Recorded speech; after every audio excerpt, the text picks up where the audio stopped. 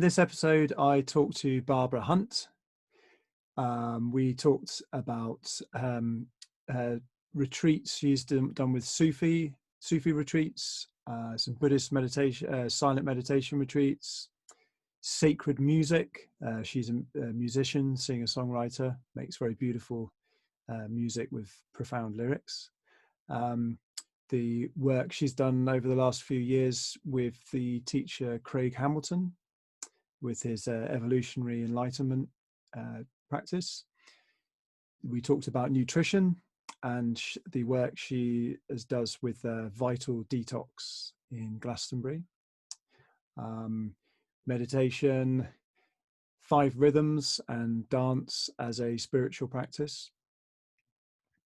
We touched on the Course of Miracles a little. A community of practitioners and evolutionary buddies, the importance of doing this type of work with other people, and also a little bit about the work she's done with a spiritual teacher called Thomas Hubl. I hope you enjoy. Barbara Hunt, welcome. Thank you very much. And thank you for coming to share your personal story about how you got into transformational practices and how that led to an integral type of practice, an integral holistic practice of integrating body, heart, mind, spirit, shall we say, into one interconnected practice. And you and I met around this actual style, like a lot of the people I've been interviewing. Of course, they're the first people I interview, the people I met around this stuff. So we've done lots of workshops and stuff and like that, but we've also been good personal friends for 10 or more years. And actually met my wife through playing a gig with you where we were both playing together. So there's some good personal connections there. So where would you like to start with your story? Well, I think it's important to say that I was brought up in the Catholic faith, because I think that set a foundation for everything that then followed. And particularly Catholicism, there's an inclusion of the miraculous that is you take for granted, and you don't really question until you get into your teens, and then you start questioning everything about your traditional faith. But I do think that set a context. My mother was very spiritual, and she had a very high, she was what everybody used to call her highly strung, and she had a very high sensibility. So she used to love music and poetry and literature, and what I kind of think of the sort of high vibrational things of life, being in the garden. She had a very strong faith herself, and in fact she wanted to be a nun, and was a postulant for a while, and then I think they decided it perhaps wasn't for her. And so there's a sort of, in my mind, there's a bit of a lapse, an overlap between my mum's story and the story of The Sound of Music, which was one of the first movies I ever watched. So I know that's going back a long way, but that seems like an important part of my spiritual path.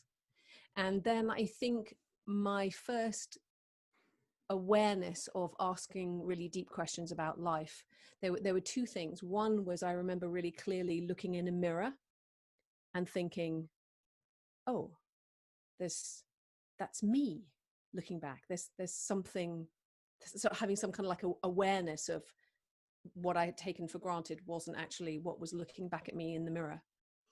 And then I used to do scuba diving with a few friends when I was in my mid-teens, and there was one guy who was a bit older than us. He was the son of the scuba diving instructor, and he had the book Jonathan Livingston Seagull, and that seemed to be the very beginning where we were asking really deep questions about what is life, what does it mean to be liberated, what's flying, what's life, the universe, and everything all about. So I think that was really what I would call my first engagement with a different kind of spiritual tradition, or, you know, spiritual inquiry outside of the Catholic Church. Yeah. Well, what I'm about to say might be completely ignorant and utter rubbish, but I'm just going to say anyway. There's a turn of phrase where people say something is quite Catholic, or to mean that it's a little bit syncretic, in that,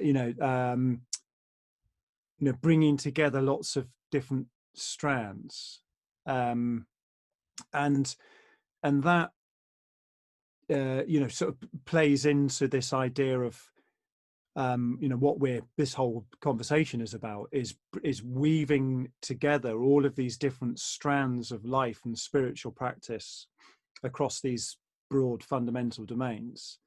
Yeah, right. And I don't know whether what I've just said is utter bullshit, but no, it's true. I think that the Catholic with the small c means what you say, and the Catholic with the big C is the faith.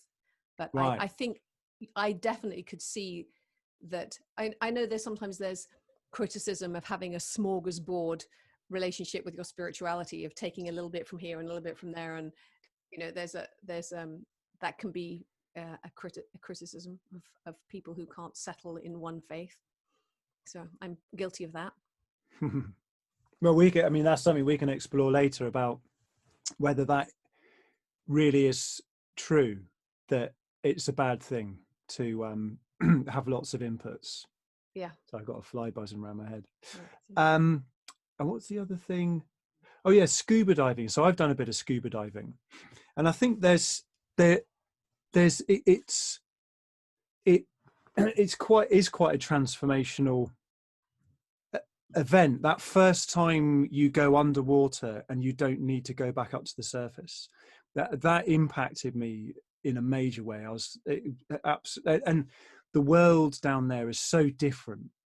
When you watch the film Avatar, that kind of world in the Avatar jungle is very much that kind of under the sea type of world.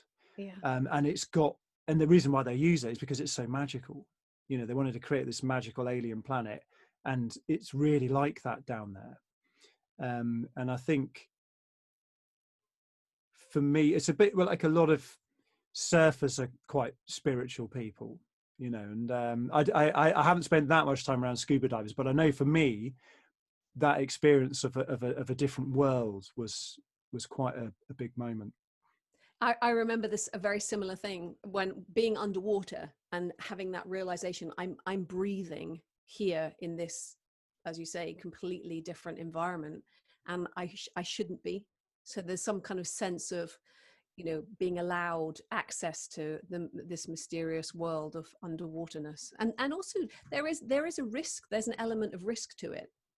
There was a danger to it, because if you dive down too quickly or come back up too quickly, you are risking the bends. And I mean, we weren't going that deep, but we dived a bit, and we dived on some wrecks, and there were some bits where you had to like dive upside down in order to be able to get through a small passageway and not get your lungs connected onto a bit of wood or something. So yeah, interesting. So Jonathan Livingston's Seagull, which I think is one of those. I think I was looking up the top. I wanted to find a book to read, and I looked up the 10 most influential spiritual books. And out of the list, I chose The Road Less Traveled by Scott Peck. That's it. But Jonathan Livingston's Seagull was in there. It's not actually a book I've read, but it's one of those very influential books. Yeah. So then where do we go from here? So I don't really know. I think that the other thing that was significant was my mother's illness, because she became ill with multiple sclerosis. By the time I was 15, it was starting to have a significant impact on the family. And then by the time I was 18, she was in a wheelchair a lot of the time. I went to university at 18, and at 20, I came back home again to look after her because she was really struggling and she needed, 24-hour care. My brother was at home. He was 4.5 years younger than me. My sister had left home by then. And my dad was struggling as well to hold down a full-time job and, take care of my mum. And so I took a year off university to look after my mum. And I think there was something as well about the dynamic shifting. So rather than me being the child, I was the carer, and I was feeding my mom and cleaning her and taking her to the loo and back. And so there was a sense of maybe growing up a bit quicker than other people who have the luxury of being, having teen years that are not impacted by the illness of a parent. And around, I think also the other thing, I fell out of love with the Catholic Church, or not love, out of duty with the Catholic Church really early, around that my late teens, because I had a boyfriend and I was interested in exploring my sexuality, and obviously the Catholic ruling is no sex before marriage because it's wrong, and I didn't really understand why it was wrong if you cared about each other. I could understand why it was ill-advised, as in you might get pregnant and start a family inadvertently, but I didn't understand why it was wrong. And so I actually even went to see one of the priests at the church, my local church, and asked about it. And all he had really was the rational response. And so I think at that point I just thought, I don't know, there's some dogma here that just doesn't make sense, and it's not being explained to me. Doesn't feel I don't know, even intellectually it didn't feel like it fitted anymore. And so when I went to university, I stopped going to church and stopped going to mass.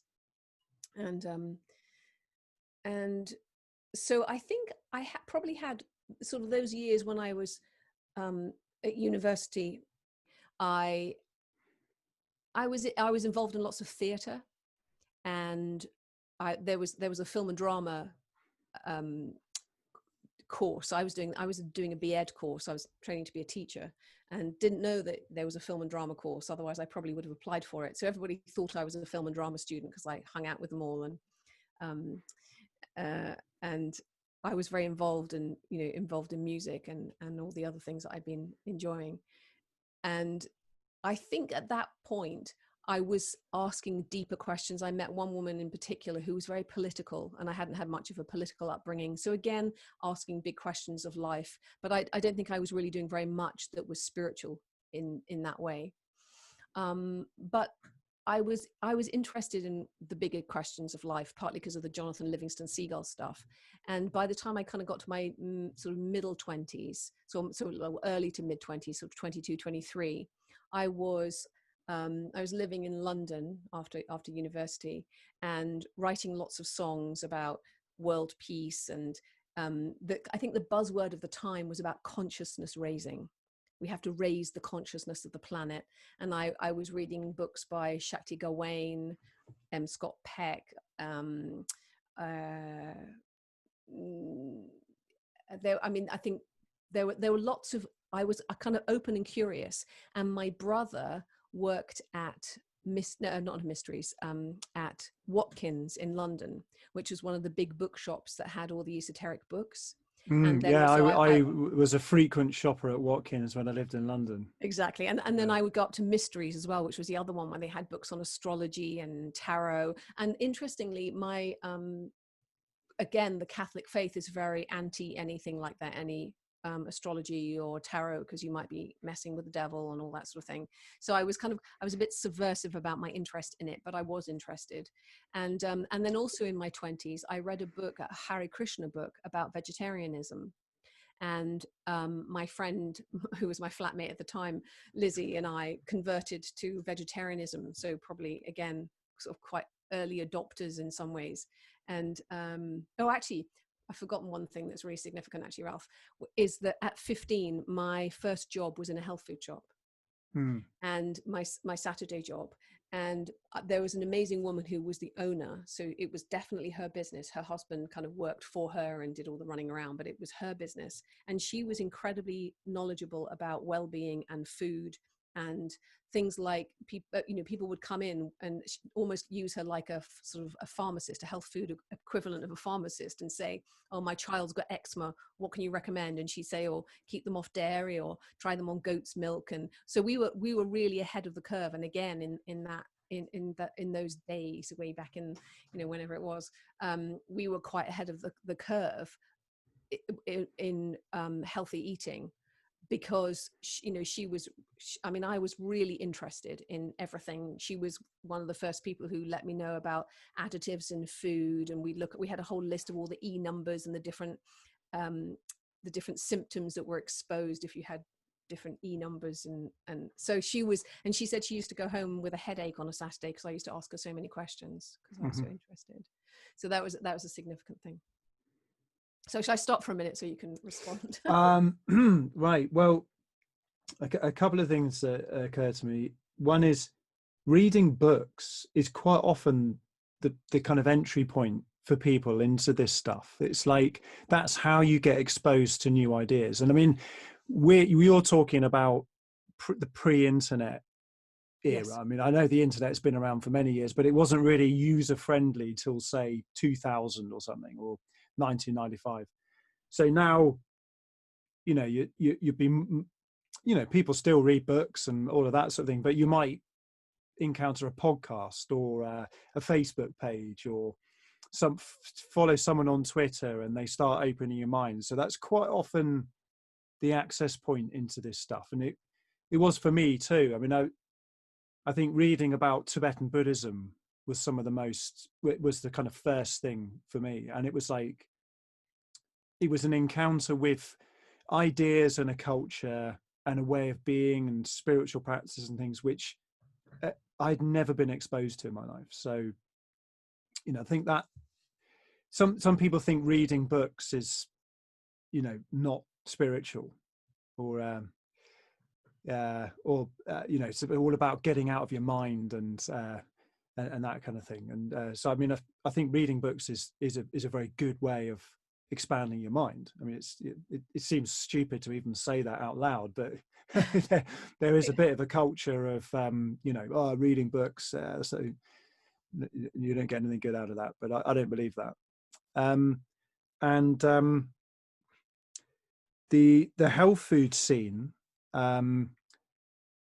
is kind of baked into this alternative living, this a wider context of alternative health, alternative medicine, alternative spirituality, all of that kind of thing. So it's like, again, there's all these doorways in to this stuff, and some of them one might not necessarily think that might be a doorway into spiritual practice, working in a health food shop, but the breadcrumbs lead from there. For sure. Yeah, for sure. Yeah. So those were just my thoughts on what you've said so far. Yeah. So you're at university, hanging out with the theatre and drama people. So what happens now? Film and drama. Yeah. And so then it was really leaving university and living in London, trying to be a singer-songwriter. Because by then I decided that I didn't want to be a school teacher. In my family circumstances, my dad's job changed, so he moved up to Manchester with my mum and my brother, and I went back to university and finished a year and just did a straight English degree. And then when I left university, I by then I still wanted to be a singer-songwriter. I also wanted to change the world, but I thought I was going to change the world through music. And so I think I did have very enormous aspirations, and I'm trying to relate it as well to spiral dynamics as well. But I can almost track where I was at, with the different levels of development. But I don't know whether that's probably a bit too heady. Well, yeah, I'm not assuming that everybody listening to this would know what spiral dynamics is. It has come up in some other conversations. Yeah, but just seeing the evolutionary process as we grow through our own lives. I can definitely see different places in my life where there were transitions, and I think so. Being a failed singer-songwriter, which I think I am, continue to be so far. As in, it's never been my primary source of income, but it's always been a joy and something that I still aspire to doing and still engage in. Obviously, my most recent song was a song for international peace. So I don't really. It's almost like the themes in my life haven't changed very much. Well, probably. Well, I mean, I know your music quite well, and I mean, I consider it psychoactive, devotional music. That's you know, it's got very deep lyrics and beautiful melodies. Oh, thank you.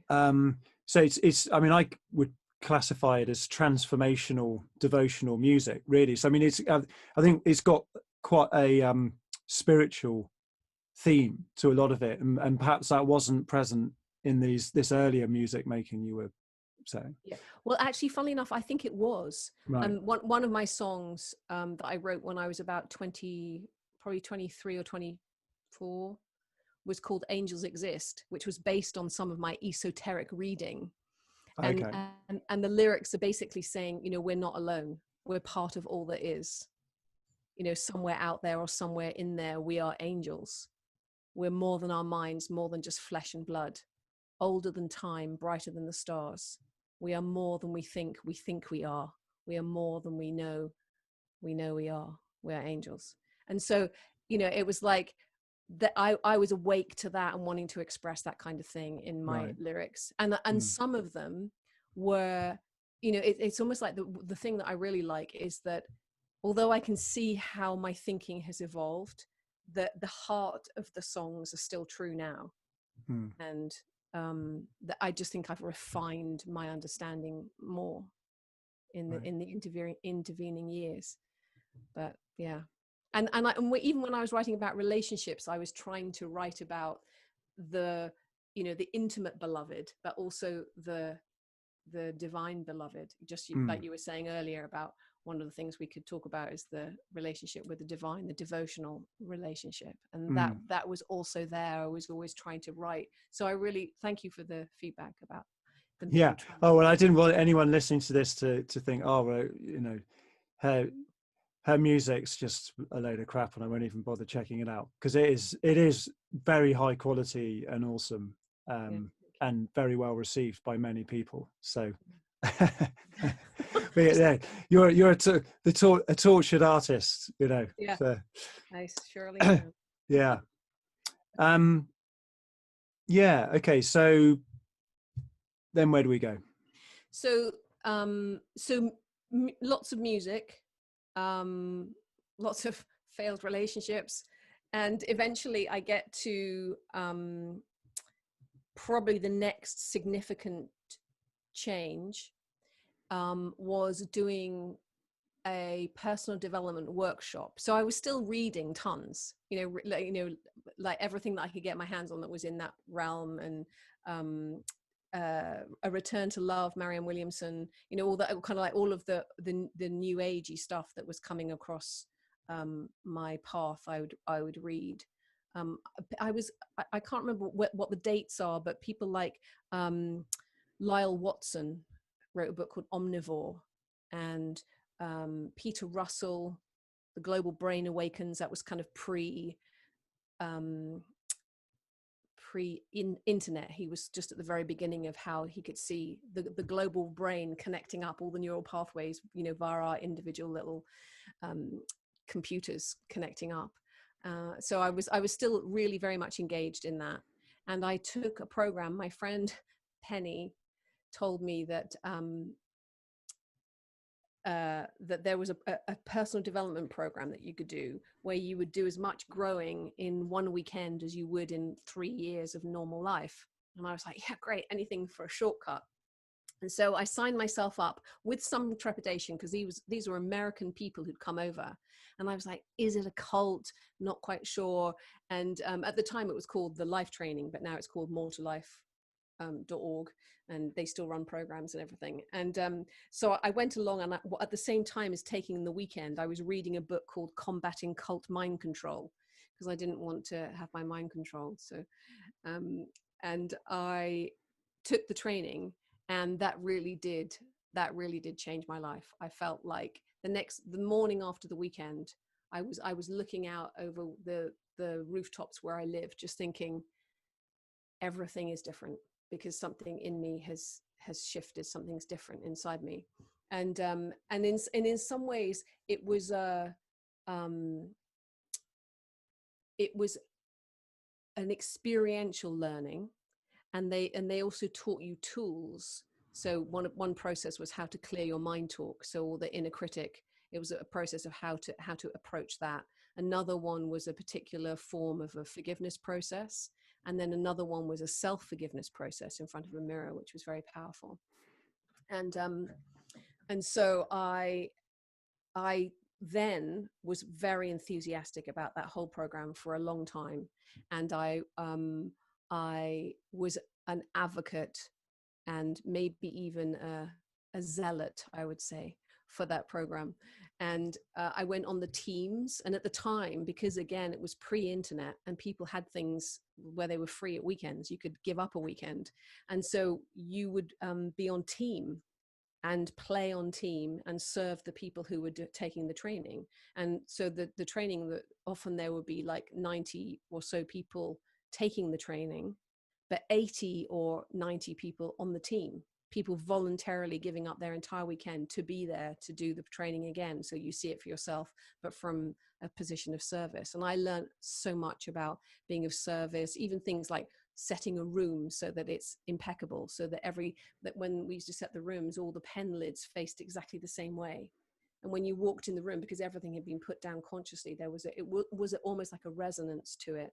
There was a sense of, we created sacred space, although we didn't talk about it in that language. It was very it was about being personally successful. There was quite a lot of work on, your I, which we would recognize as probably a bit ego based now. But also a sense of life talking to you. So rather than using the word God, they would talk about life talking to you, and you were talking to life in this dialogue.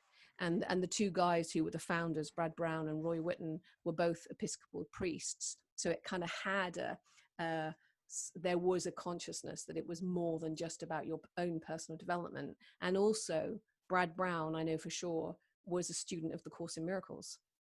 And so he was almost, his creation was informed by, he knew not Viktor Frankl, I can't remember one of the other great teachers, but so he was very well informed, and he was a family psychotherapist in the States. So that was a very rich community. So that was probably at the point where I was joining other people who were also wanting to live life in a different way, with more meaning and more consciousness. Well, that brings up something I wanted to talk to you about. The community, being part of a community of people who have this higher vision, and how important it is to be in some kind of community, even if it can be a tiny community. Mm-hmm. It could just it could be 4 people or something, or it could be something that's thousands. I mean, I think there's probably an optimum size. I mean, I'm wondering about this work done around our ancient past and the sort of tribal groups that we used to live in, somewhere between 30 and 150 people or something, that kind of range. Yeah. I mean, some of these organizations are massive, and there's sort of thousands and thousands of people, and once it gets to that size, it's a little bit impersonal, particularly in relation to the teachers. You're very unlikely to have a personal relationship with a teacher who has 20,000 students. It's although I'm sure everybody feels they've got their own personal relationship with the teacher and that they're special.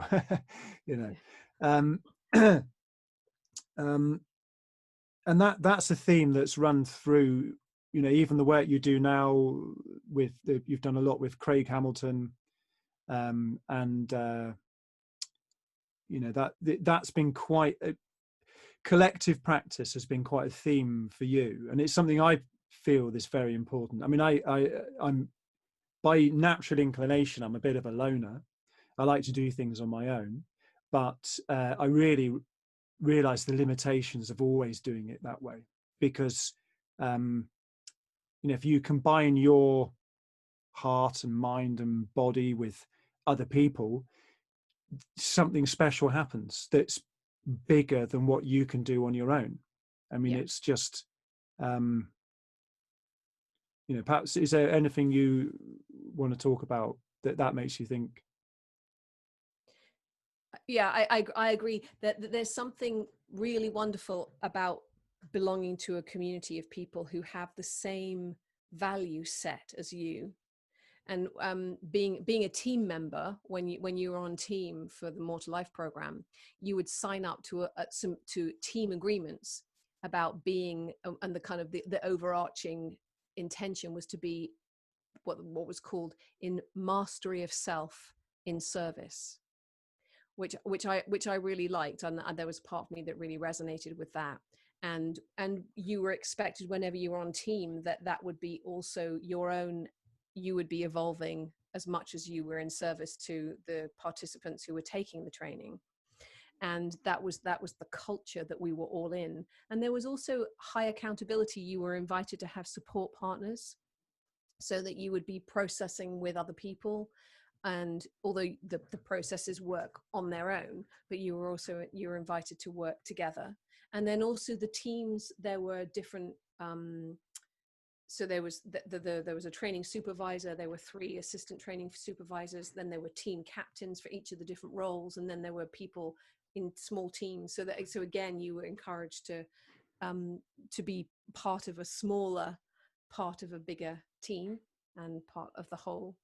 And actually, I was lucky enough to meet and know both Brad Brown and Roy Whitten personally, because they were coming over from America at the time to take the trainings. And so you didn't obviously have very deep relationships, but you did have some relationship, which was great. That helped. And and because there were things that you could do, so you could be a team member, then you could become a team captain, which had more responsibility, then an assistant training supervisor, which had more responsibility, and then a training supervisor, which had even more responsibility. And then I ended up being in a role of leadership support. So I was responsible for training and helping to support the leaders. And that was, and I also, they had some mentorship trainings where you could train to be a mentor and teach some of the sister programs.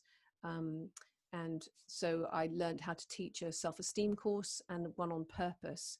And also around that time, when I was very involved, I also became pregnant with my son, and then had my son. And so I actually taught my first course, my first self-esteem enhancement course, when he was 10 weeks old. I taught that from my home with my friend Sophie Savage. Wow. And yeah, so it was really, it was a very intense time, and a time of great change and evolution in me. But what happened was that I was really interested in keeping evolving, and that meant that I evolved past where my partner was willing to evolve. And so that actually ended our relationship. And he would even say things, don't give me that, claptrap, as I would be zealotly trying to influence him. So was he part of the More to Life thing? He was, but only through me, really. I think his Okay. interest was, he got involved a little bit because I was so enthusiastic, but it wasn't that. I think actually, there were personal reasons why it wasn't as effective for him as it was for me. Yeah. So there's more to life than More to Life. Yes, there is. Well, what were some of the limitations you felt that made you want to move beyond More to Life? Well, funnily enough, there were 2 things in particular. One was that there seemed to be no awareness of the physical body and nutrition and well-being. And I mean, there obviously was some awareness, but there didn't seem to be an honoring of the physical in the same way. Do you think So that's a Christian thing? Maybe, you know, like denial of the body, and you know, we don't talk about it. The sins of the Sins of flesh. the flesh, exactly. Yeah, maybe. I don't know. But I was just very critical of what I saw was the behavior of some of the people who were in that program. And also I think I was also seeing the limitations of even some of the processes. And because I also discovered around that time, so probably like early 90s or so, Brandon Bay's The Journey. And I really, really resonated with the journey process, because it was an imaginal, like a Jungian active imagination exercise. And when you do one of the processes in the Mortal Life program, you kind of like work down in your mind, you kind of get to a core belief, like I'm not good enough, or in my case, I'm evil. That was a bit of a revelation, but then a good Catholic should have that belief. And but then it was like, well, then what do you do? I mean, you can verify and you can rationalize it, but there's something about the belief that seems to stay. And that was what I was interested in. And so in the journey process, you drop beneath that and you kind of drop into the light. And so I was then wanting to bring in other material. And because the Mortal Life program had a particular teaching offering, I felt compromised by my integrity. Like, I can't teach this. If I know more and I want to add more, I can't. And so I didn't apply to become a trainer. I didn't go forward in the program in the same ways I might have done if I hadn't still been kind of like curiously looking, well, what else is, you know, what else is possible? What's next? You did. I was due to have a root canal procedure in the dentist years ago, and you guided me through one of these processes, and there was a whole there was a shark and things like that came up, and I went to the dentist the next day, and he said, "Oh, yeah, your teeth's all right. You don't need the procedure." And I did. I mean, I didn't experience any pain, you know, the next day and you know, thereafter. So, you know, I've been through that process, and it did that for me. So yeah. Well, actually, funnily enough, I think the one I took you through was my synthesis. So I think you were talking about Catholic. I'm synthesizing all the time. So I synthesize the journey process with Ken Wilber's 3-2-1 process, and a bit of Mortal Life language. So it's I mean, I am a synthesizer. Yeah, cool. Well, it was very effective. Good. I'm really delighted. Yeah. So you're just leaving Mortal Life then? Yeah. So I think by then the other thing that had come in was silent retreats with the Sufis. So I had early on, so when I was still with my son's father, we did a Buddhist retreat together, a silent retreat, and went away and did the Buddhist retreat. And I liked it. I loved being in silence, and I continue to love being in silence. It's one of my favorite things to do, to actually do a silent retreat. There's nothing like it. And holding silence is, I think, one of probably life's most misunderstood or underused practices, because it's so powerful if you can hold your silence. And I think a lot of people find it hard to hold silence. They feel deeply uncomfortable. Means loads of stuff comes up, and you know, the longer you can hold it, the more powerful it is. It's almost like holding your breath. The tension kind of like builds, and it's extraordinary.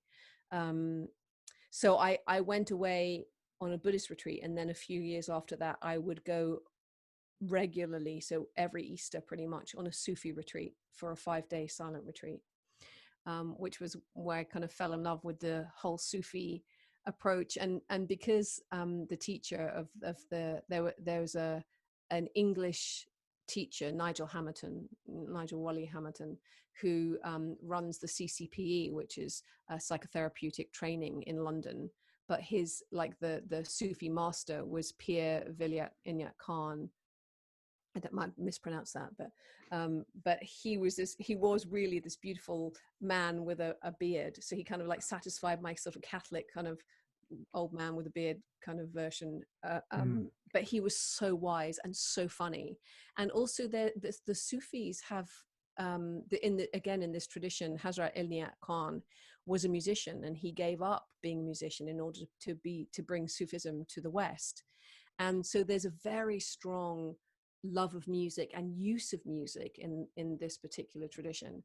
And I remember really clearly watching Pierre Vilayat listening to music. He was listening to some Bach, and his face was in rapture. He was just like, he was like almost like everything in his body, it was almost like you could see him moving, and like the instruments moving inside him as he was listening to it. It was really beautiful. And there was something very playful about the Sufis, but also very comprehensive, because it's the mystical side, so or tradition, and so it has the greatest embrace of all other traditions. And so I remember really on one retreat, Nigel did the Stations of the Cross, which is a Christian tradition, Catholic tradition, where you go through the story of Christ's crucifixion stage by stage by stage, and he was making it relevant to the bigger picture, the bigger devotional picture, which was amazing.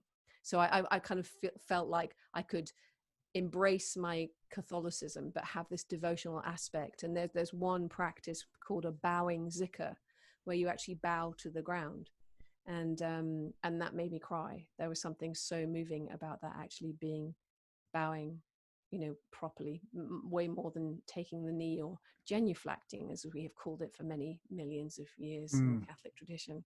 Yeah. But there's some of the most famous Sufi teachers in history have had Christian students, Islamic students, Jewish students, and they've had students from different religious traditions, and that's not been a problem for them. Yeah, exactly. Which is really, I think, brilliant. Yeah, I do too. And there really is that embrace, toward the one. There's no the sort of like this path, that path. It's just, it's the perfection, love, harmony, and beauty is universal. And also just the Sufi masters, the Sufi poets like Rumi and Hafiz, and I think that was another. There were other things that I was reading actually, and I think the poetry side of things, David White and Mary Oliver, and the sort of spiritual poets, they also, during that time, during the mortal lifetime, there was a lot of exchanging of poetry and that side, that the creative, poetic side of literature. Yeah. Well, most of my practice over the years has been in a Buddhist context, but after doing that for a long time, I felt like my devotional kind of burning love side of things was not being met by the Buddhist practice. And some people have said that the closest thing you get to, well, I don't know, but Buddhism's kind of, they use the term compassion a lot, and I mean, I don't know whether that's a to do with translation, Buddhist texts being translated into English, and compassion was the word that just got landed on, and then they were used. But there's something rather bland about compassion, compared to the type of love that Rumi and Hafez talk about, or Kabir, so I felt that a very strong urge to reconnect with that, and I think partly it's to do with reconnecting with my upbringing as a Christian. That the Abrahamic religions do that, but the heart, Jesus with his heart on, actually out of his chest, or opening up his chest with his heart there, all of that stuff really speaks to me, and I love that stuff. But it doesn't really feature so much in the Buddhist thing, which is quite cool and philosophical, and to do with, you know, lots of meditation practice. Yeah. So, and I think the Sufi stuff was what got me back into being interested in Christianity, you know, my own roots in that, and finding the mystical Christian stuff too. Yeah. Yeah. Mm. Yeah, exactly. No, I've had the same kind of journey, sort of like a rejection of the Christian tradition and Christ, and, you know, Jesus isn't that groovy because he wears sandals, you know, and then getting back to the same sense as you, where there's an honoring of the mystical Christianity, which is just has such profound devotional love and love for humanity. And also, I do think that Jesus is the master teacher, particularly about forgiveness, which is, you know, is one of my favorite subjects. Yeah. So, you know, so and that whole thing, you know, if we could just do those two things, you know, love your neighbor as yourself, and, you know, forgive your brother 70 times 7, we would be living in a different world. Yeah. So, yeah, big shout out to Sufism. Yeah, right. You know, another person who was very influential for me was Idris Shah, the Afghan Sufi. You know, I read all of his books and got really into his stuff. Although he tended to be a little bit more on the philosophical side than someone like Hafez. But they, just before we get off the Sufi thing, they have this the Mullah Nasruddin. You know, it's this kind of like comic character, and they have this whole tradition around, you know, this kind of, he's a bit like a kind of Don Quixote, ridiculous character who bumbles through life, but doing really extraordinary things and unintentionally giving really profound lessons in life and spirituality, and that, you know, that, what a wonderful thing to have that in it as an important part of a spiritual tradition, to have that in there, because that's not, I haven't really come across that. I mean, Zen stories are a little bit like that, but they don't quite have this really dedicated tradition like they do with the Mullah Nasruddin stuff. Yeah, it's funny, actually. One of my criteria when looking for spiritual teachers, who to, you know, engage with and who to not, sense of humor has been such a critical part of, if they've got a bit of a sense of humor, then it's, you know, I'm more interested. I think that's one of the things that turned me off about the Christianity of my upbringing, was there was no sense of humor in it at all. And, you know, I knew that there was a cosmic joke, and they were not addressing that. So, you know, and the Buddhism was pretty good on that, you know, and particularly Zen. But I think the Sufis have really taken that to, you know, a beautiful place. Yeah, I agree. So, silent retreats. A lot of people I've talked to have done silent retreats, and they talk about well, I mean, I've done a 10-day silent retreat, and the silence was extremely powerful. And one thing that through doing many years of meditation practice, found the part of myself that's always silent in all situations, and that's the kind of the ultimate silence, the peace that surpasses all understanding. And you know, one term I use for it is formless awareness. I mean, it's a rather bland term for something really incredible, you know, ultimately mysterious, but is always silent. And that's the actual context for every moment of our lives, no matter how hectic things are going on. And I think the silent retreats kind of show you how to appreciate that silence within yourself, and that it's actually an important thing. So our kind of modern culture, it just pays no attention to awareness as the context within which everything arises, and you know, completely misses out on this enormous resource of silence and peace that is at the very heart of our identity. Yeah, I agree. And it's and also it teaches other things as well. There was something about being conscious to not accidentally say things when, you know, stubbing your foot on a tree, to not go ah, or whatever, and or bursting out into song, which I have done on both of those things on silent retreats, accidentally. Oh, it's supposed to be in silence, or you know, or really intending to keep your silence, and then somebody asks you a question and you want to get a pen out and write the answer, and or they whisper or something, you know. But the other thing about it is noticing when you break silence. I remember really clearly sitting at the lunch table thinking, I don't think there's anything I can possibly add to this moment in terms of words that's going to add. Just nothing to say. And also noticing my judgments when I did hear people's voices. Oh, you're a Scot. Ah, and then just, you know, just hearing my own judgments about, like, calibrating my judgment on the person who I hadn't judged in that way. Not that I judge Scots people, but, you know, just interesting to see when people use their voices, and or when who you meet. It's a bit like dance. When you meet somebody on the dance floor and you're just dancing with them and you don't know anything about their story, you don't know who they are, you're just finding them showing up in that moment, which can be very profound. Yeah. Well, I mean, I don't know whether this fits in chronologically, but you and I have both done 5 rhythms dancing. You've done a lot more than I have. But what I was sort of a typical English boy that never danced, you know, felt totally awkward with it. And 5 rhythms was a massive liberation for me, because the first time I went was actually a date with my wife when we first met.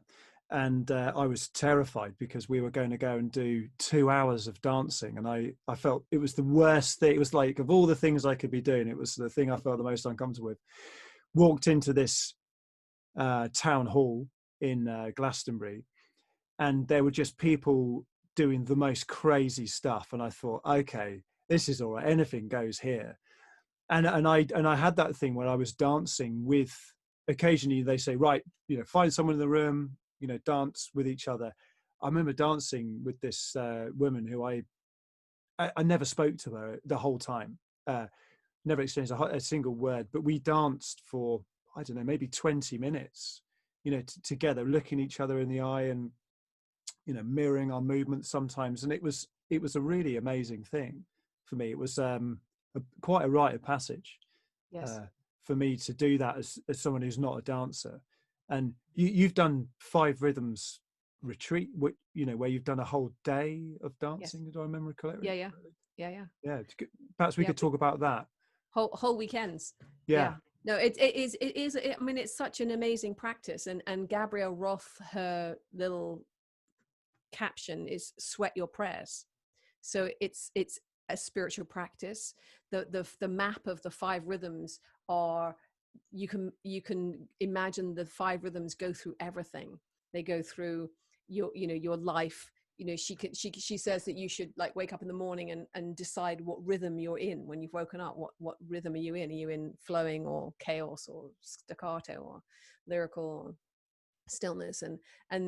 And for me, I have been a dancer all my life. I was like a tiny weeny little ballerina and then gymnast, and then I've always danced all my life, and I love it.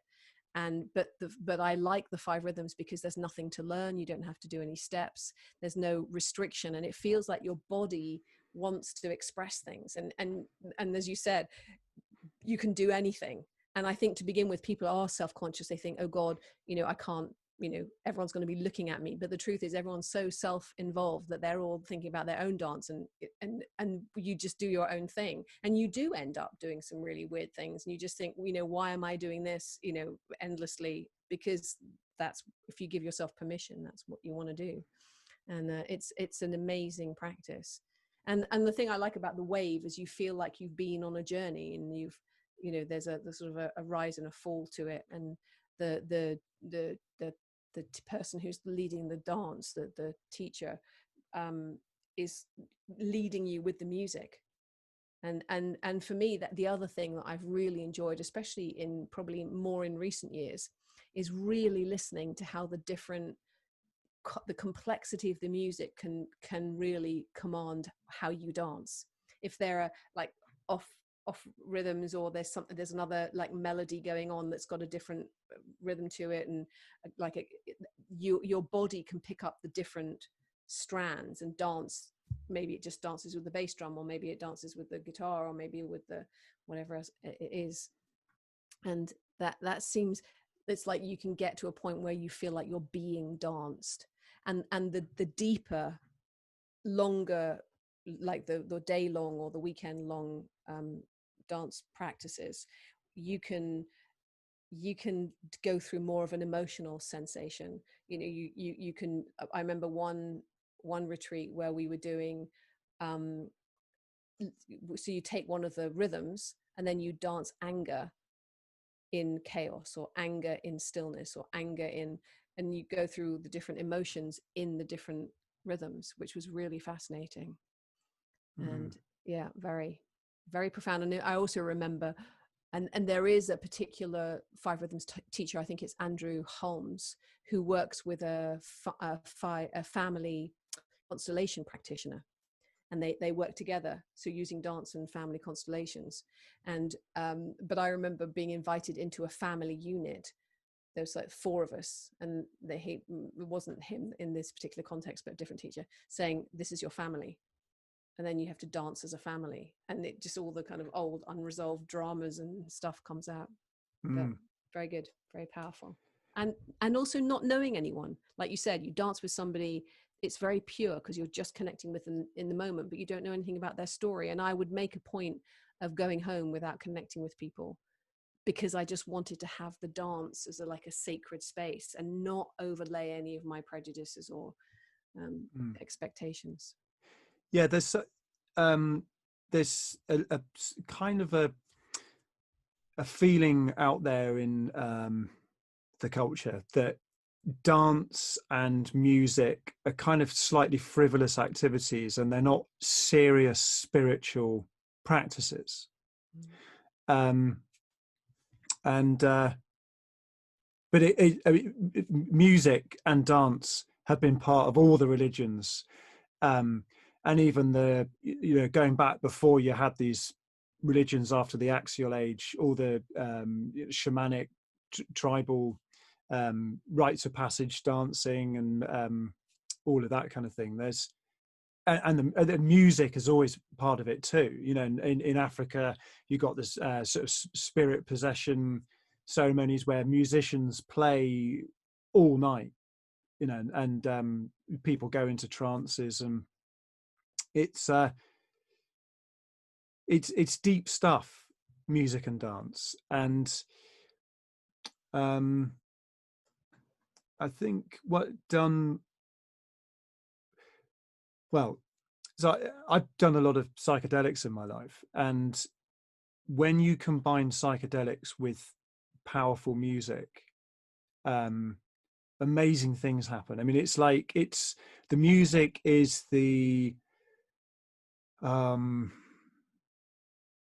like the navigator, or the vessel. You get on some kind of journey, and it takes you through moods and deep in all the different sounds, and you know, there might be a kind of a beautiful bit, and then a slightly disturbing bit, and a happy but a sad bit, and it takes you through this whole journey in and out of these things. And one of the things that's really good with using music with psychedelics is it stops you getting stuck in some of these eddies. So if you know, you might get stuck in a very sad or negative moment, and if you're not listening to music, you can end up, you know, that it can turn into what people call a bad trip, you know. But if you're listening to music, it might take you into an intense place, but then some angelic voice comes in singing something beautiful, and it just lifts you out, and it's like, oh, thank you, you know. In ayahuasca ceremonies, music's a very, very big part of it, and it's sort of specifically designed to take you through the different stages of the journey. You know, to begin with, they sort of start with powerful drums and doom, doom, doom, doom. And it kind of just like perturbs everybody's consciousness and disturbs everything. And it's like shaking the trees and sees what comes out. And then you kind of like can go through some very soft bits with mellow, beautiful acoustic. And it takes you through this whole range so that you can work on all of these different levels. You're not just putting on, you know, Beethoven or something and just doing Beethoven, or maybe Beethoven is a bit rich, but like, you know, you're not putting on some hardcore techno music just the whole time, just the same thing. And that's a kind of a mono mood. Yeah. Just, it can take you through this. And I think really paying attention to music, you know, you don't have to be on psychedelics, but I mean, one of the things I love is putting on music, on headphones, closing my eyes and just getting lost in the soundscape. And it takes me to places. And I think a lot of it, I kind of feel it in my heart, really. Music seems to work there. I'm also, like you, a musician. And when I play music, I'm kind of concentrating so hard on what I'm doing. I'm not really thinking, you know, unless it's a song I've played a million times and I'm playing a gig in front of lots of people, then you know, sometimes you do start to think, and then that's like the beginning of all awfulness as a performer. But it kind of, you learn how to just give yourself over to an activity without any conceptual overlay. You know, it kind of, it bypasses all of that. It comes straight from the heart. Yeah. In fact, I was listening to something the other day that just said that we have music before we have language. I'm sure. There's the tones, like, oh, the baby will make noises, and then the parent echoes it back and then translates it into whatever language they're speaking. Yeah. Perhaps we could talk a bit, you know, while we're on the physical stuff, body, you know, because again, it's another thing that's very common is spiritual traditions and spiritual people to think their body is somehow, you know, not the divine, or, you know, I like to, the way I sort of simplify things into everything that exists for me is the goddess Mother Nature, and my body is the goddess, you know, a goddess, and I am a goddess, you know, in that sense. And I, you know, I love to feel, you know, to feel my, but there's nothing, but it took me a while to get to that place. You know, I think maybe growing up with a Christian background, where this kind of negation of the body, and I also got quite into some of the Indian spiritual practices and traditions, which again, it's a sort of bit more ascetic, mortification of the flesh type thing, you know. I'm not into that at all now. I mean, it was useful at the time for kind of getting me beyond my body, but now I'm very much into being inside my body. What I eat is very much part of that. So you've done a lot of stuff around nutrition, and you work for something called Vital Detox. So perhaps you could talk about your journey with food. Sure. I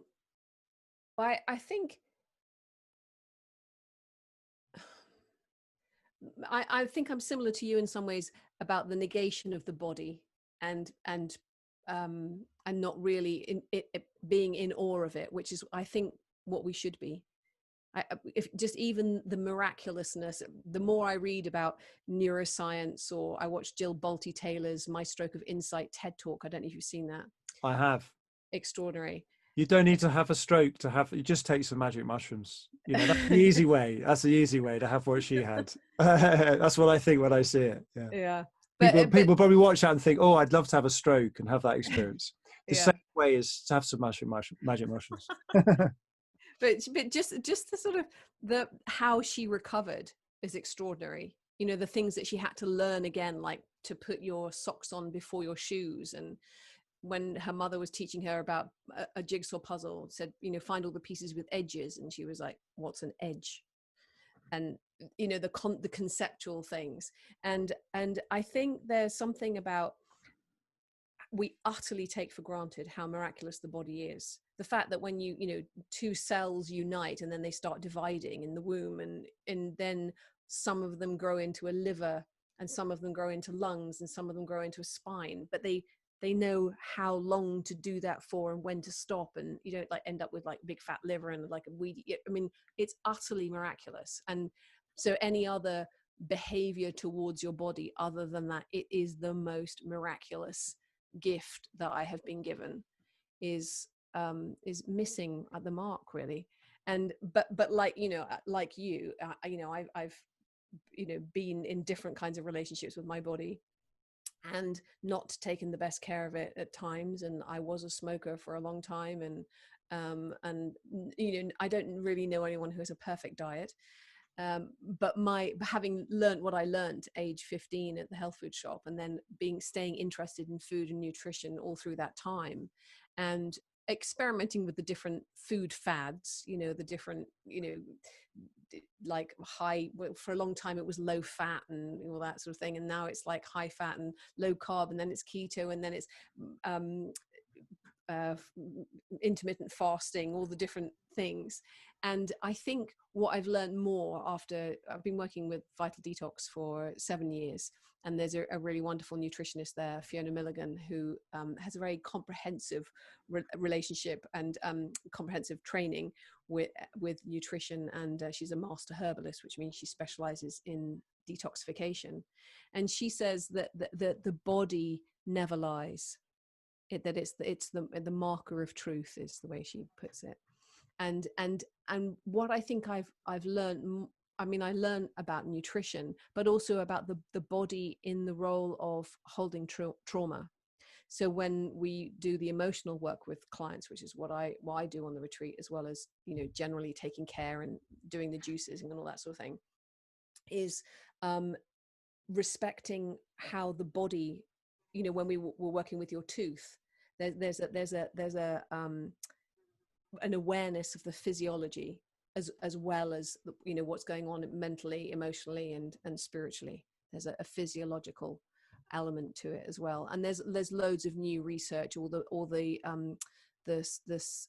somatic experiencing, Peter Levine's work, Bessel van der Kolk, The Body Keeps the Score, Gabor Mate, When the Body Says No. They're all of this new information about how the relationship between with nutrition and the body and trauma, and then later on diseases that happen in later life.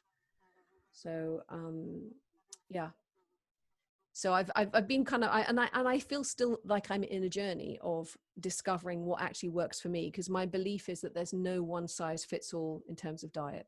I think there's some people who really thrive on some things. Some people need a lot of protein. Other people need more carby diets. Some people are great being vegan. Other people, they really shouldn't be, because they're not getting enough nutrition. And also we're learning more and more about the microbiome being part of, I mean, the importance of soil health and your gut health and your immune system. You know, all of that's new, relatively new information. But I think the basics of healthy eating are, you know, is it a thing? You know, like if it's a carrot, you don't need to read the ingredients or find out where, you know, it's like, it's a carrot. And so therefore, you know, hopefully if it's locally and organically produced, you're doing all right. And to choose simple foods. And I think the other thing, I mean, I did this to a certain extent when I was raising my son, was to go back to what historically and biologically, evolutionarily, would we have done? And I was very much an advocate of I read the continuum concept by Jean Liedloff, which is about holding and carrying your child. And it's ideally in a community setting rather than as you know, a small family setting. But the principles were really sound, and to build good attachment so the child is carried. And to me, it was like, you would never put your child in a part of the cave and then go off and have some me time. you know, you would have the child with you, or it'd be with an auntie or assisting, or, you know, it would be included. It wouldn't be the focus of your attention, because you would be doing what you needed to do, which is what Jean Lidloff calls child. It's child-centered, but not. So it's adult-centered, but the child is included. And I really took that on board. So it's the same with nutrition. It's like, it's not rocket science. You know, we are biological creatures that have grown in our environments, and so we're much better off eating and consuming the things that are close to us and that are in season, and that we're able to easily digest. So, as in, not highly processed foods. So. Yeah. Well, so I've been on quite a journey with nutrition over the years, you know, so tried all the different things, like vegan, fasting, juicing, raw, high protein, high carbs, I mean, also, I mean, food combining. I mean, just, you know, I think it's worth doing all of that stuff to find what works for you. And then quite often the conclusion you come to is that, well, this works for me. And I, like you, I really don't believe there's a diet that is universally applicable. And that's very common with veganism. People think that everybody should be vegan. And I think, you know, some people, it can be really good to be vegan, but other people not. And I think different groups of people have evolved in different climates and evolved very different body types and shapes and things that are suited to particular types of food. You know, and there are people that don't eat. You know, we think that you have to eat vegetables and fruit to be healthy, but there are people like the Maasai living in Kenya in the desert, that they basically live off meat, blood, and milk, you know. And there are also people, you know, who just do a complete carnivore diet where they eat nothing but meat, and they are okay too. And it's I mean, I eat a lot of vegetables, a lot of fruit. I'm a lacto-ovo vegetarian, and that's what I've landed on. But like you, I eat whole foods. So a whole food is something that it doesn't have loads of ingredients on it. You know, it's like if there's more than 2 ingredients or 3 ingredients on whatever if the label is, I don't really want to eat that. You know, it's but I think nutrition is a minefield. If someone wants to try and find out how to eat a healthy diet, they will be bombarded by opposing views. And it's certainly, for me, it was torture for years to think, you know, I'd be like, oh, okay, this is the truth. That's the truth. That's the truth. That's the truth. That's the way. And there is a way to integrate all of those and say, well, okay, all of these people have got they've got part of the truth here, all these diets they're promoting. And perhaps there's my own unique combination of these, which is the way to go, which is it kind of related a bit to what the types of spiritual practice thing we're doing, that there's no cookie cutter, one size fits all approach. And I think really I've come round to, after more than 20 years of tinkering with my diet and things, just very simple thing of, like, you know, eating a balanced diet across a broad range of foods, sticking with whole foods, not eating too much, you know, just simple. It's funny, you kind of quite often begin with all of this complicated stuff and you get fascinated and lost in the weeds with all this thing. And then it's quite a common story, you know, to come out the end of that with some very, very simple thing, what people have known forever, basically, you know, at the end of it. And it's quite a humbling position to have landed at, really. Yeah. And I think the other thing is really noticing what works for you, as in, how do you feel? Because I know that even if I have rice, which is supposedly healthy, I feel really hungry about 2 hours later. Yeah. And then I wake up feeling really hungry, and it's not hunger. There's something that my body doesn't like about it, that it just doesn't do. It's almost like the fit is not very good. Yeah. Whereas if I have something like sweet potato or like steamed vegetables with some like an oily or fatty, like if I make my own, at the moment I've got a bit of a thing about making my own homemade tartare sauce, bit of that on there, and I'm great. And I'll wake up feeling awake. And sometimes, if I've had more indulgent food or things like pasta or something like that, the next morning I'll wake up and I'll feel really tired. And so it's like those kind of, it's like doing your own discovery. And so if I want to feel awake and on the case and like have good energy, then there's things that I don't eat. And even when I'm at Vital Detox, I don't want any carb kind of grainy thing at lunchtime, because otherwise I'll be asleep in my sessions in the afternoon, which is apparently not allowed. So. Yeah. Well, that exact same thing happened for me. I got to a certain point where I would just, rather than focusing on what these people were telling me to eat, I would actually tune into my own body. I would eat something and then I'd see how I felt. And then if I felt good, I knew that was, something that worked. And if I felt bad, then, then I would change course. But also I would, sometimes when I would know how a food is going to make me feel, I would say, right, I know how this food's going to make me feel. And sometimes I will choose to eat something that is going to make me feel good in the short term, but I know I'm going to pay for it later. Because life is not all about optimizing everything to 100%. There is such a thing as just eating some of that, chocolate, the really trashy chocolate that you get from a garage or something, and just loving the kind of wallowing in that, just the pure sensual pleasure of it, and saying, well, I'll pay the price for that, because right now that's okay. I quite like the 80-20 rule, of like, as long as you're sort of doing 80% on target, you can afford 20% to fall by the wayside. And it's great being able to do birthdays and I was in my 50s before I was actually had cake in the bath. I didn't realize that you could do that.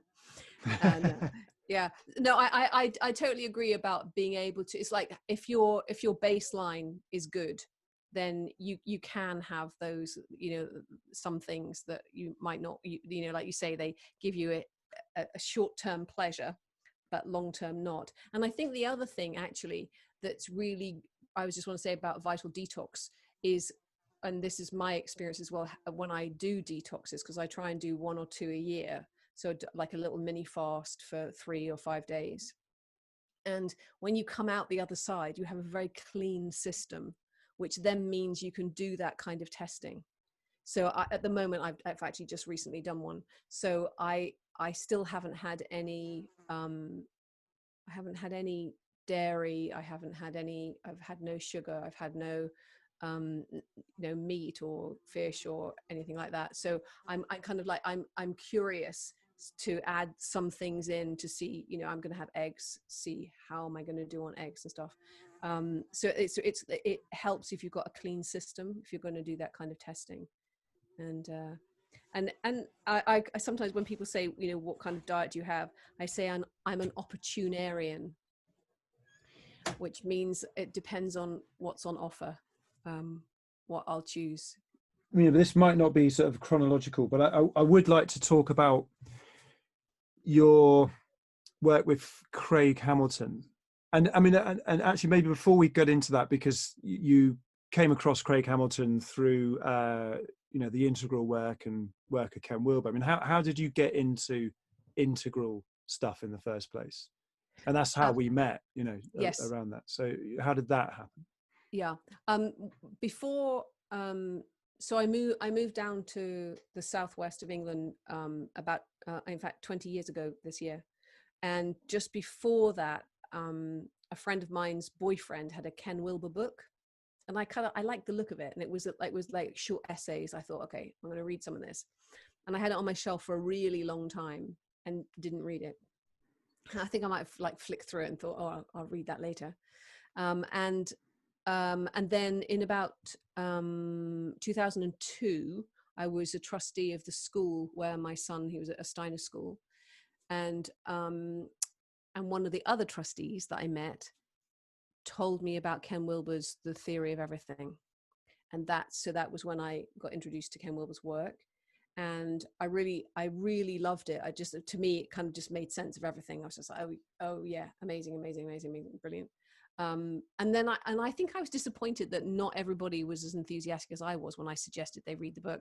And then I can't remember what year it was, maybe it was 2007 when you and I met, and we there was a Southwest Integral group, and it was wonderful to find other people who were thinking along the same lines, and I think probably around the same time. So maybe that was about the same time. I remember really clearly listening to some things. So I would listen because they had something called Integral Naked, which was where they were doing all of the podcasting and talks and different offerings, and so I was subscribed to that, and I listened to, in fact, I think it was Enlighten Next, the what was the book, not the book, the magazine, What is Enlightenment, is Enlightenment magazine, and then maybe conversations between Andrew Cohen and Ken Wilber, the guru and the pandit, and so I was interested in Andrew Cohen's work,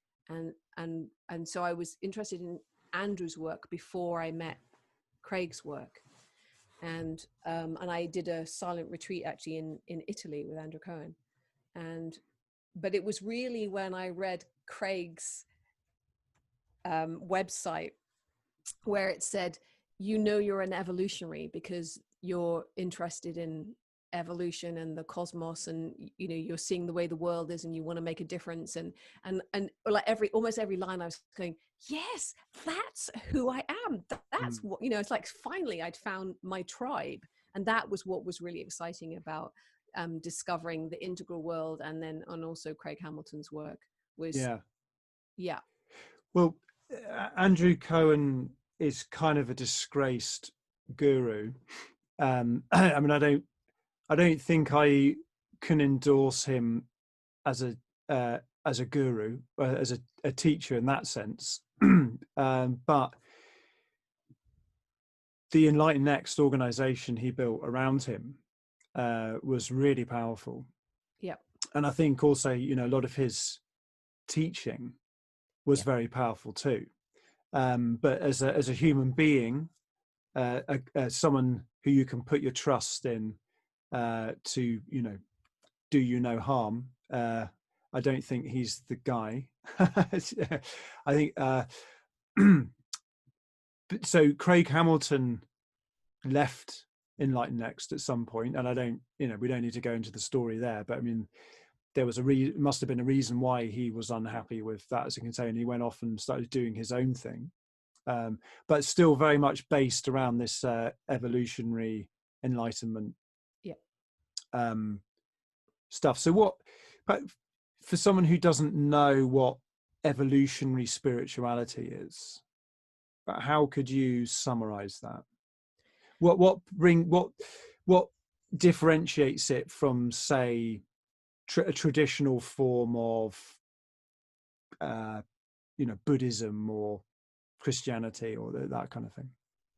Well, I think the most important thing is the idea that like two ideas together. One is that there is a trajectory of evolution, so everything is evolving, and by evolving it means that it's becoming more and more complex, more integrated, so like but there's a sort of simplicity on the far side of complexity as well. There's a a sense of things getting better, I suppose, really. Things are heading in a particular direction where well, I can't really describe it actually. They're getting better, and at the same time, as an evolutionary in terms of your spirituality, it means you're involved in that process of evolving.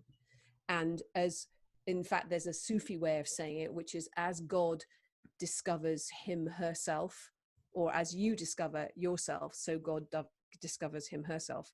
There's a sense that you're a part of the evolution of the divine, because you're part of it. And if it's consciousness and you're discovering yourself as that consciousness, then you being that in the material world and making a difference helps to evolve the trajectory of where we're at. That's my understanding. I don't know if you have anything to add.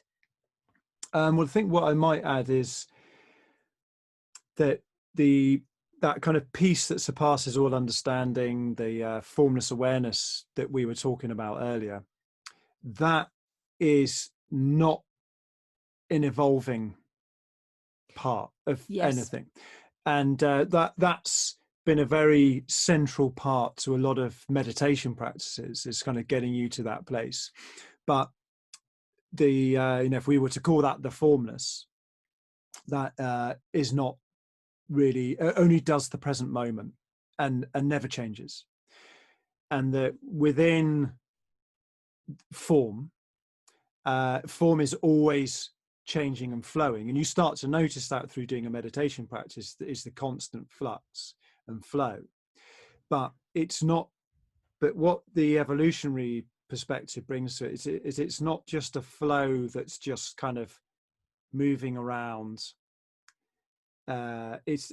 aimlessly.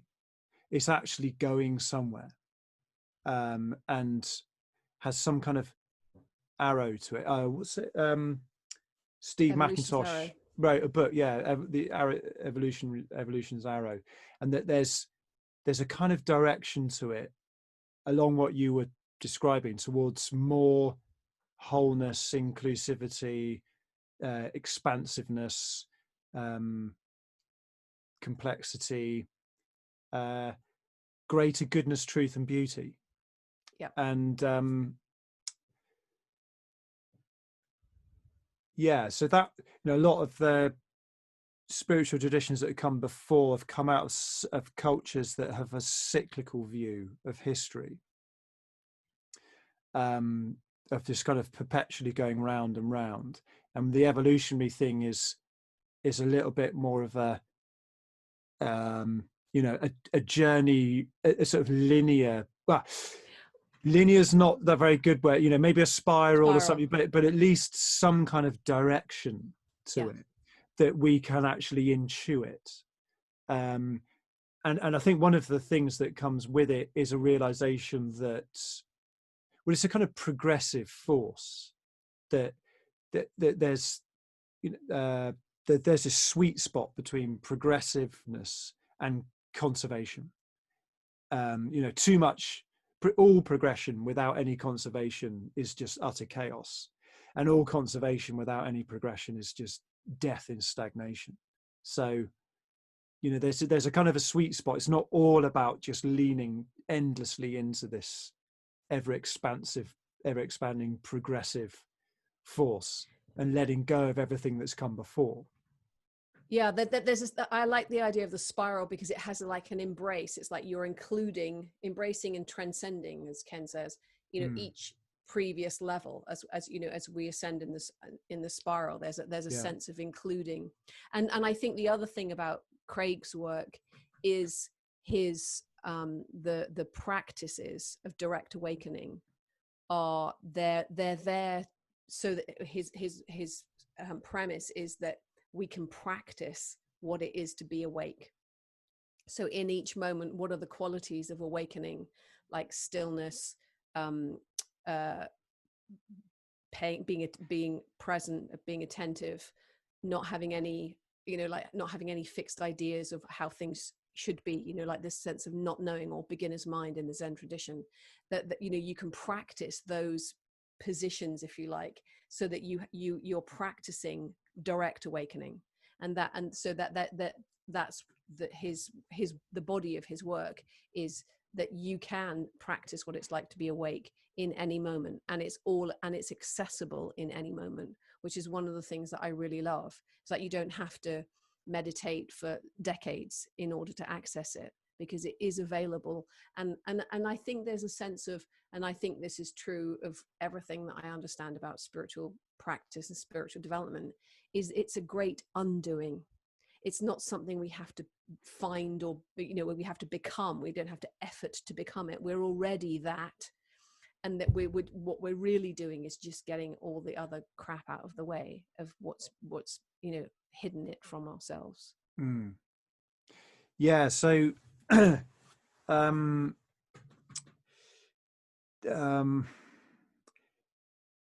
so it's the kind of fundamental premise upon which it's all of this is built, this spiritual practice, is that there is nothing other than the ultimate, supreme, mysterious, divine being.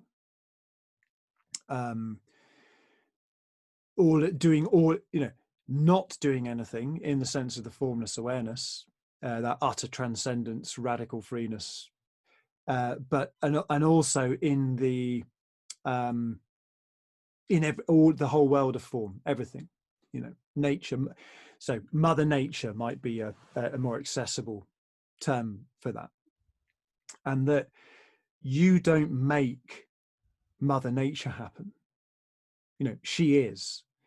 It's a given, and her evolutionary process is a given too, and then also that the sort of formless awareness is a given. You don't make it happen. That it's just, so the practice becomes more noticing who and what you already are, and what all of this already is. And so you're not kind of making something happen.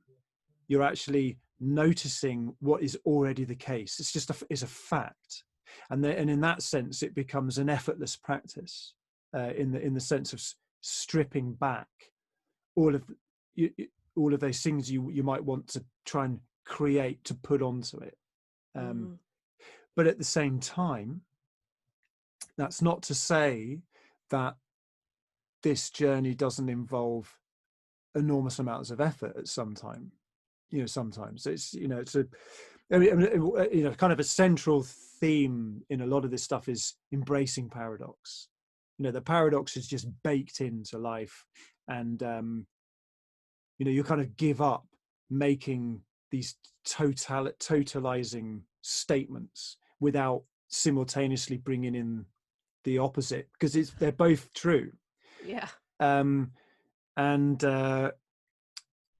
I think having that as the foundation, it's like a sort of non-dual tantric approach, really. To put it in that historical framework. But what this evolutionary thing is adding to that non-dual tantric approach is the evolutionary unfolding part of it, because the original non-dual tantra was a sort of cyclical thing.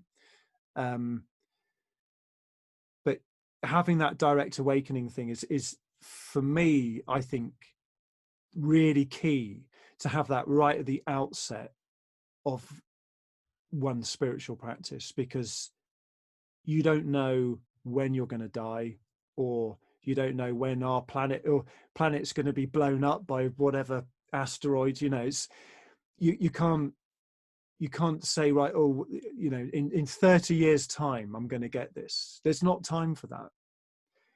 Yeah. So it's really important to have that now, and then the 30-year journey is the actual art of being that. It reminds me of just one more thing. We did a fermenting vegetables workshop here at my house a few years back. Something I'm really keen on, fermenting vegetables, talking about gut health. It's something I think is brilliant. So this lady, she came down from London, you know, to show us, this group of people, you know, how to do this. She cut out some vegetables, popped it in a kiln jar, filled up with water, put in some salt, shut it, and said, there you go. That's it. The whole thing took less than 2 minutes. And then there was another 2 hours of the workshop where we went into the art of fermenting vegetables. You know, you know how to ferment vegetables. You just chuck it in there and, you know, it's that simple. But then there's so much more to it, you know, beyond that. And that's sort of a bit like the, does that make any sense, that analogy there? Yeah, that's great. That's really cool. And in fact, one of the things we used to do on Craig's courses was we used to do something called co-meditation, where we would meditate in groups online over the internet, and we would just be invited to speak about our experience. So not like my foot's itching, but just what we were noticing in our practice. And I think that probably more than anything of all my spiritual practice through my whole life convinced me, because we were all describing the same place. Not that it's a place, but we were describing the same experience. And that was utterly unmissable. That at the heart of me is the heart of you, is the heart of everybody. And I used to try and like work out how could you show it, how could you explain it, because it feels like we see the world like outside of ourselves, whereas I feel like we're all joined like in the heart of ourselves. So a bit like a flower, you know, like or a pom-pom is kind of like joined in the middle and the little bits splay out. I feel like that's actually what reality is really like, whereas it looks like it's the other way around. We all feel like we're separate and we're all doing our own thing, but actually we're all joined in our, you know, at that level of the non-manifest. That is our true nature. And like you said, I really like what you said about the art of being. That is the next 30 years of work, is bringing what, you know, the I think it's the Zen tradition where they talk about the 10 ox pictures. Is that right? Yeah, ox herding pictures. Yeah. And so the return to the marketplace, which again, Thomas Hubl, another spiritual teacher who I really like his work, he talks about returning to the marketplace. So it's one thing to kind of know your true nature, and then another to be living it in the world and as that. And one mistake that is quite common along a meditation practice is to get to that point where you realize your own identity as formless awareness, and then that's it. There's something so compelling about that recognition that it can just suck you in and take you away from everything, you know, the world of form. And you know, it's something I feel very passionate about, because to a certain extent that happened to me. You know, there's lots of people that out there in the spiritual marketplace promoting this idea that that's the essence of it all, you know, and it's this kind of transcendentalist approach of just getting up and out. And then, so all of the things we've talked about in this conversation to do with 5 rhythms and nutrition and all that kind of stuff is just complete nonsense from that perspective. Yeah. But then, you know, the some of the more complicated and nuanced and often historically later developments in some of these religious traditions said, oh no, that's not the end of the picture. You know, then there's this kind of like rebounding in to life, and then suddenly nutrition is really important because it's divine, and dance really is, and interpersonal relationships are the way that this divine supreme being knows itself, through like what we're doing now. We are, that's happening now between us. And also anyone who might be watching this or listening, it's, I think it's really important to keep flagging that, because there will be, you can get these conflicting views of this sort of transcendentalist type of teachings coming in one direction, and then the more immanent, embodied, bit more, if I was to gender it just for the sake of it, feminine goddess type things coming in on the other side, the importance of nature and embodiment and all of that. And then it can feel like these two forces are fighting inside you. And then what's so amazing about this integrating impulse, and this integral theory or whatever, is that suddenly you realize there's room for both of those. They're both true. Yeah. And it's a paradox. And, God and goddess are separate. We are separate from God, and we are separate from goddesses as little individuals, but also God and goddess are one being. And we are also that one being. We are also God and goddess. And it seems like a mess when you describe it like that. And it conceptually, it is actually kind of a mess, because it's about something deeper than that. And I think,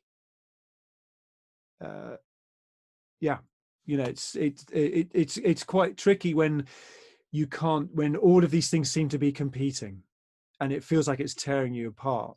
And it's a glorious moment when you realize you don't have to choose one or the other, because it's all true. Yeah. Yeah, beautiful. So what have we not caught?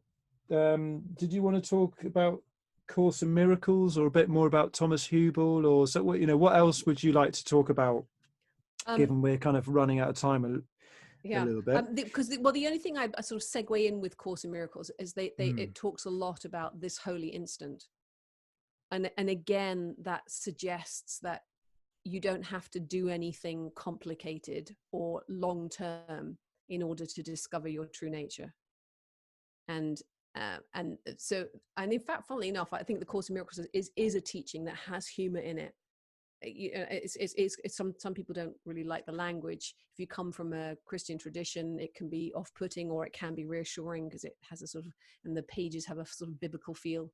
But it is one of those things that people, if they get on with it, they often really love it and are devoted to it.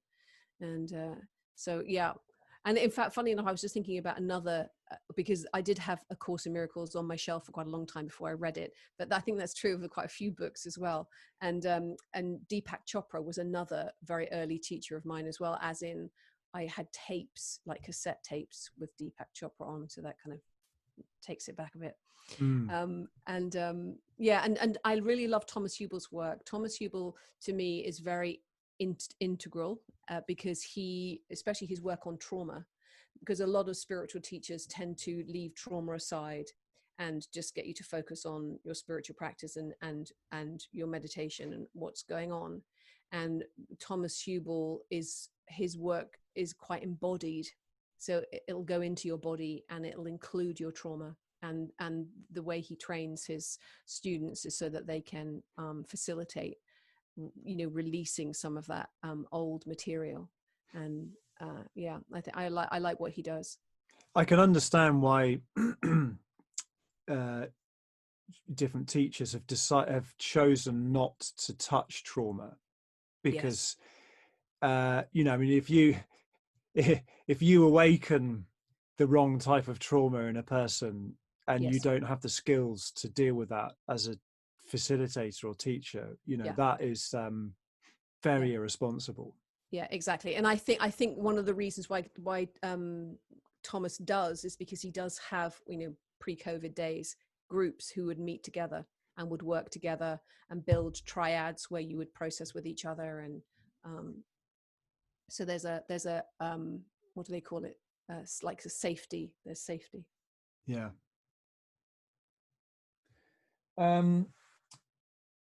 So maybe the last thing we could talk about is I know you've had an evolutionary buddy along the way with the Craig Hamilton work. So what's that been like? I mean, so there's a community of people who practice this evolutionary enlightenment stuff, which you're involved in. I think you've kind of you've gone up the hierarchy somehow, and I'm a course assistant for Craig. Yeah. So that means that on all of his online offerings, where they're like discussion threads and stuff like that, I can answer and point people towards different parts of Craig's historical work, and I have some sort of allowance about my own little bit of input occasionally as well. Yeah, well, that's good. It's nice to know that they allow that that teaching system allows people to have their own input rather than always do the party line. Yeah. And what was really funny, actually, because somebody asked him a question about forgiveness, and he just said, "Oh, well, I just refer to the world expert in forgiveness," and just told them about my book. So we'll have to do a whole separate episode on forgiveness. But for anyone who's listening, Barbara has written the book on forgiveness, which I think we'll have to do a whole separate episode on that, because we haven't got time for that. But I'm just interested. So, got this wider community, but you've also been encouraged to team up with a person that you feel close to, and have this, this buddy thing along, along the years of practice, you've had this kind of individual friend that you've done this journey with. I love that. So perhaps you could talk a bit about how that's been different to just being part of a wider community. Well, in fact, funnily enough, I'm still part of a practice circle. So there's 4 of us who still meet once a month, and we do a meditation together. And then we do we do something called Lectio Divina. I don't know if you know that. That's a spiritual practice where you read text, but you read it 4 times over. Oh, okay. It's very cool. Yeah. It's good fun. So, but one of those is an evolutionary partner, and then also my friend Nick we still meet periodically and have that evolution.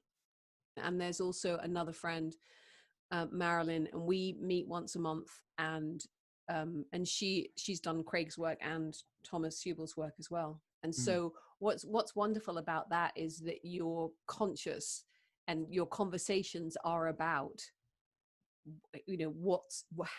how are you with your practice, and how are you evolving, and also to witness each other's lives over years with that context. So it's not really about having a good moan about how awful life is, or what's going on. It's much more about where am I at with my practice, and where am I at with my evolution. Yeah. And the same with you, really. In some ways, that's kind of primarily apart from once we've got past the family, we're on to sure. How's God with you, Ralph? Yeah. And I think one of the great things with working with other people is they see things about you that you don't.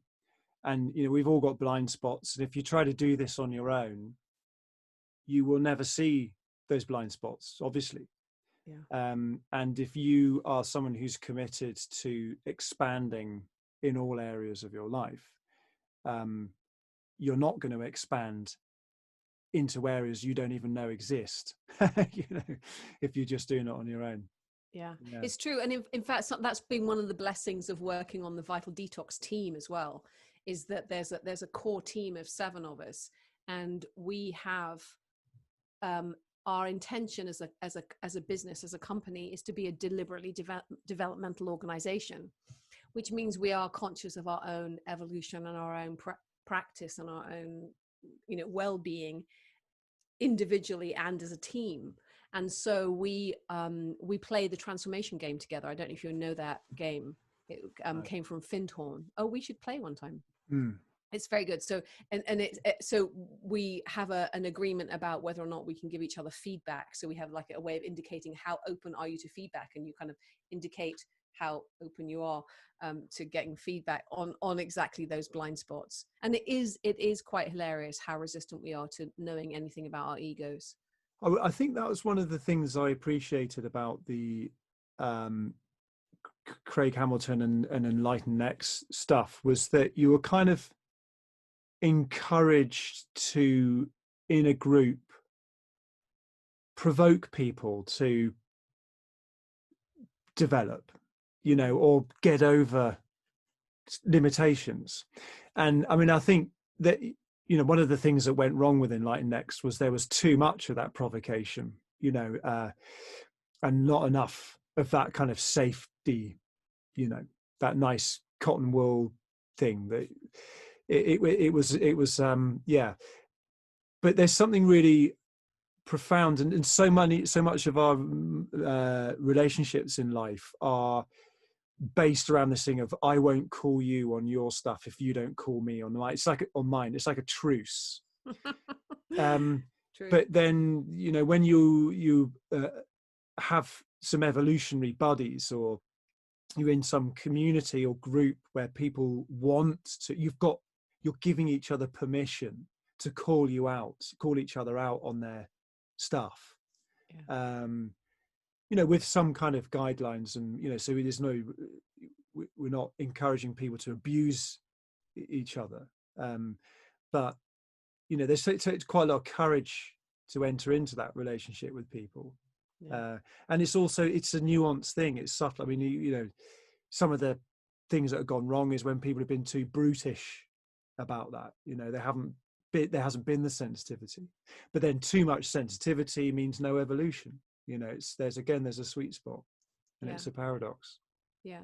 And I think, I mean, as far as I understand in Ken Wilber's work, there's a point at which you want to get the feedback rather than just defending it, that you actually do invite it, or you try and receive it in the spirit in which it's offered, rather than as a personal attack or affront. You see it as, oh, okay, so this is something I'm not seeing about my own ego. Yeah. And I think probably that transition happens when you have gone beyond your ego. You've actually had enough experience of your transpersonal identity to not worry about your ego, being offended or threatened. But then also on the other side of it, you've also done enough psychotherapy and psychological work to have built a strong enough sense of self. So you have that actual self-esteem. That there's the invulnerability of not having an ego, but also the invulnerability from having a strong ego. Again, it's the paradox thing. But if you hadn't quite experienced going beyond your ego limitations, and you also hadn't built up a strong sense of self, this could really be this could be a bad way to go. So I wouldn't necessarily recommend it to someone who hasn't done that first, perhaps. I don't know. I mean, what do you think?